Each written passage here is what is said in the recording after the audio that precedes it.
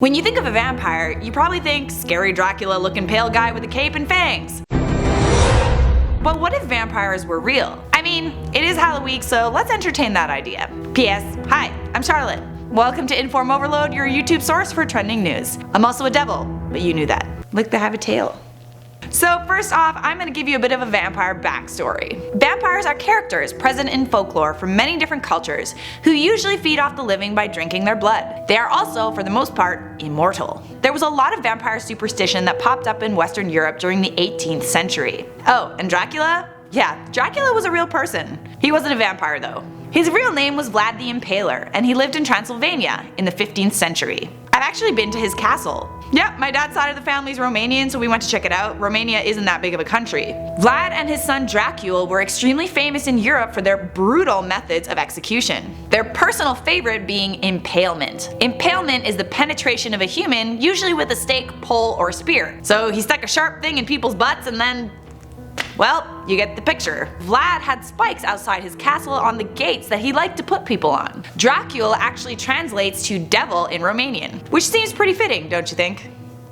The term vampire was introduced in English in 1732, but that didn't mean that other Europeans hadn't been documenting their vampire-like experiences. In mid-19th century Russia, peasants blamed vampires for the spread of diseases. During a cholera epidemic in Russia in 1848, a medical officer accused a dead pregnant girl of being a vampire. When they opened her up, there was no baby inside her and her mouth was open. This made them believe that she was a vampire. Her child's body was then found in her coffin, and then after that, the peasants drove a stake through her mouth. German vampires apparently liked to choose their own family members as victims. In the 18th century, there was a particularly famous case. There was a noble family called the Wallschlagers, and several members of their family died after the death of a male relative. The family believed that the first male relative to die was the vampires, so they sent his nephew to take care of him. The nephew went into the crypt with an axe, a monk, and a candle. The monk ran away, but he still decapitated his uncle's body. Apparently the headless body was still there 100 years later. So do vampires really exist? Well, the fact is they do, but they might not be what you think. They are called sanguinarious vampires, and they actually drink human blood. Why do they do this? Well, they're after energy. Don't worry, they know that everybody would think they're crazy. Vampires don't like to disclose their identity. In a study that took place at the Idaho State University, 11 real vampires from the US were too afraid to disclose their real identity to doctors. This is obviously an issue because self-identified vampires require a different type of medical attention than regular folks. Duh, they drink blood. Drinking blood is widely believed in the medical community as a way to spread diseases like HIV and hepatitis. So why do they do it?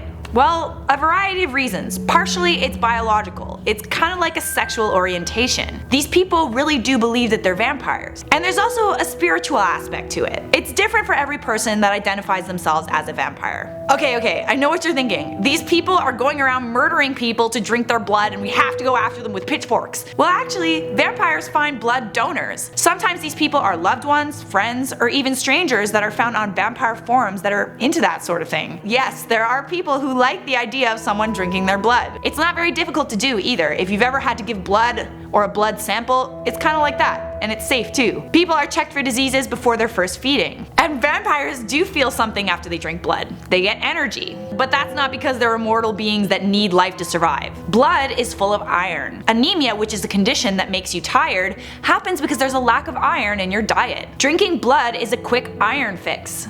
So naturally all this sounds pretty crazy, but there are real people out there that do this, and you would have no idea who they are. A vampire could be anywhere. They could be someone you walk past on the street, or they could be someone you know. The question is, if you found out someone you knew was a vampire, would you judge them? I am a vampire.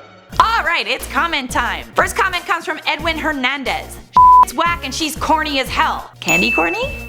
Darian Parker said, Charlotte, it's 2020 election. Trump, Kanye, or Putin? Kanye faux show. I know he's pretty cray, but I think there's a genius somewhere beneath all that madness. And he makes amazing shoes. Last comment comes from Juliana Nichols. What is your favorite Starbucks drink? And you should dress up as ketchup and Jared should dress up as fries. That's actually such a good idea. These couple costumes are so great. Keep them coming. And for the record, my favorite Starbucks drink is a salted caramel frappuccino because oh my god, so good. Anyways guys, that is all for now and I'll see you guys next time.